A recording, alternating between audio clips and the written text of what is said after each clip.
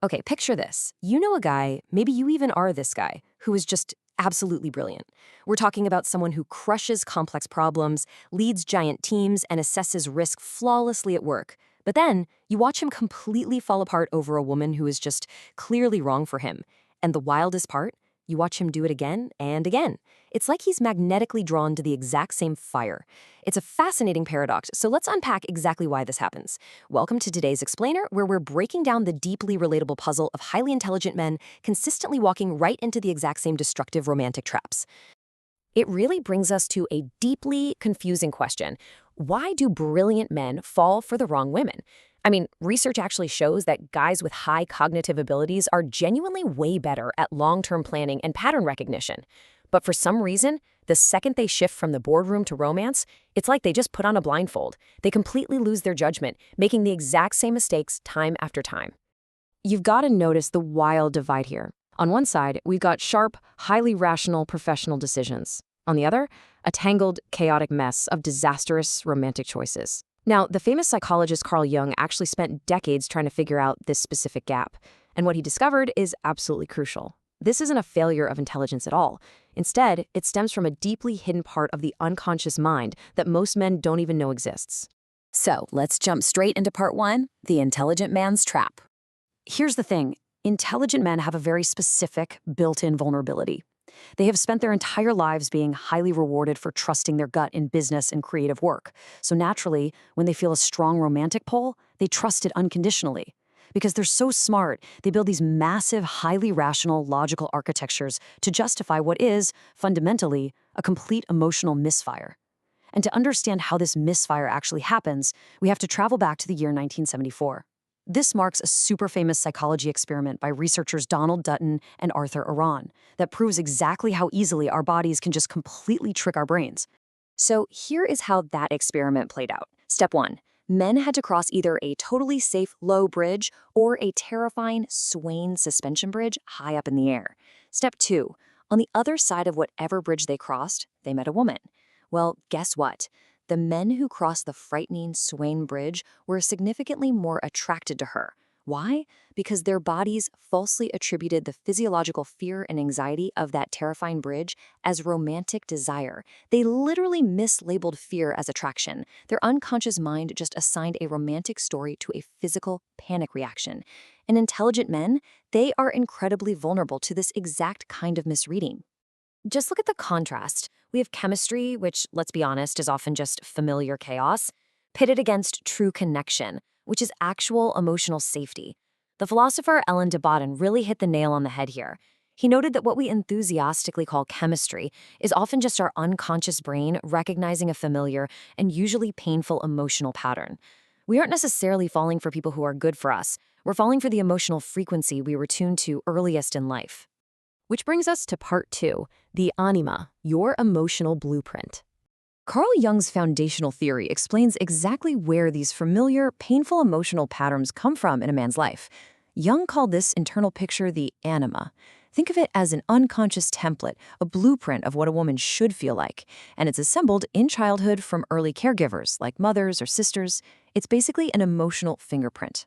It acts like this invisible filter running quietly in the background of a man's mind, ranking every single woman he meets. And the craziest part? The trait it almost always ranks the absolute highest isn't kindness or stability or actual compatibility. It's just familiarity. So what happens is that early love is often just projection. A man is essentially using another person as a blank movie screen to play a subconscious film that has been in production since he was a kid. He isn't actually falling in love with the real complex woman standing right in front of him. He's falling in love with a buried part of himself that he's never consciously explored. Now, to him, it feels totally real, but in reality, it's entirely an illusion. All right, moving on to part 3, confusing chaos with chemistry. You see, because their minds constantly crave high stimulation, the nervous system of an intelligent man often actively rejects peace. He ends up mistaking emotional stability for flat, underwhelming boredom. Take the legendary American novelist F. Scott Fitzgerald. He had this notoriously volatile, completely disastrous marriage to Zelda. It was a remarkably destructive relationship. But to a brilliant mind that craves stimulation, that constant grinding crisis actually registers as passion. He confused a volatile dynamic with true love because for him, simply feeling something, even if it was total chaos, was completely indistinguishable from the feeling of being alive. And let's be real, pop culture severely worsens this whole dynamic. Society constantly teaches us that difficulty equals value and that real, true love absolutely requires suffering.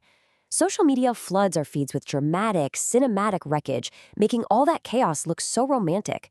Meanwhile, real, quiet, everyday intimacy, it remains completely invisible. Why? Because a healthy, easy, quiet Tuesday night doesn't exactly go viral, does it?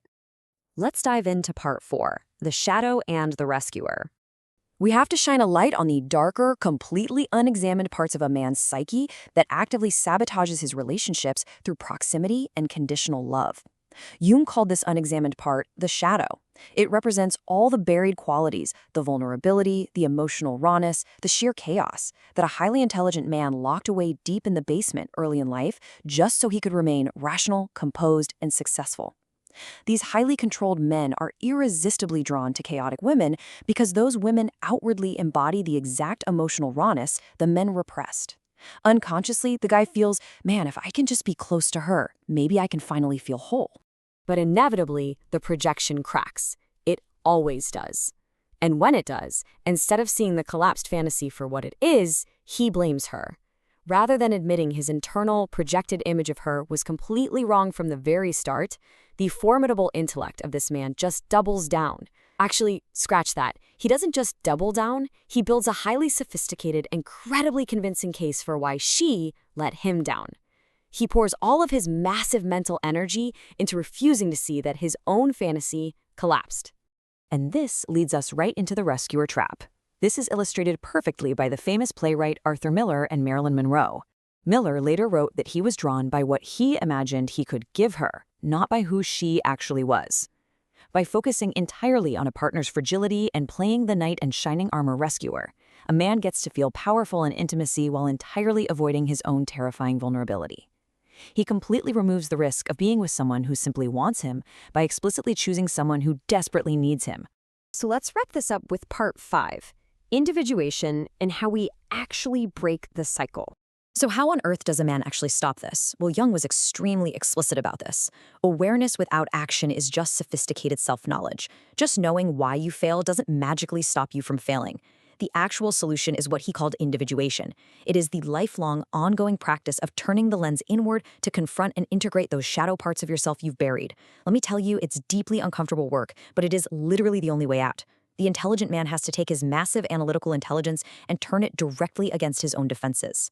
You have to confront a rapid-fire checklist of absolutely crucial questions. You need to stop and ask yourself, when did I first feel this exact feeling? Am I actually drawn to her, or just how I feel when I'm around her? Do I feel truly valued, or do I just feel useful?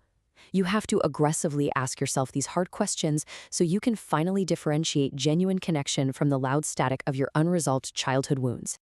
You must make this absolutely crucial psychological shift. You have to move away from the intoxicating desire of being needed, which, let's face it, is just a protective armor of usefulness, and step into the sheer, terrifying risk of being chosen, which requires true, naked vulnerability. Real intimacy doesn't require a rescue operation. It simply requires you to show up, fully present, without any of your transactional armor. But fair warning to you when you start doing this work, a genuinely healthy relationship is not going to feel like a lightning strike. In fact, your brain is initially going to try to sound the alarm and tell you something is terribly wrong because your nervous system is fundamentally miscalibrated for chaos. Actual emotional safety will initially register to you as boredom. A truly healthy relationship will, at first, feel suspiciously quiet and almost too easy. The brilliant psychologist Esther Perel sums this up so perfectly. She says, many people have never learned to desire what they already have because they have always equated wanting with chasing. Listen to me, the absence of pain is not the absence of passion. Real depth doesn't require constant turbulence. It reveals itself slowly through the quiet, beautiful accumulation of being truly known by someone. Jung leaves us with this absolute hammer of a warning. The unconscious will keep sending you the exact same lesson, just wearing different people's faces until you finally learn it. Those past failed relationships of yours, they weren't simply bad luck. Not at all. They were highly expensive educations sent directly by your unconscious to force you into internal growth. So I want to leave you with this final, provocative question to chew on. What would it actually take for you to stop choosing based on what just feels familiar and start choosing based on what is actually true?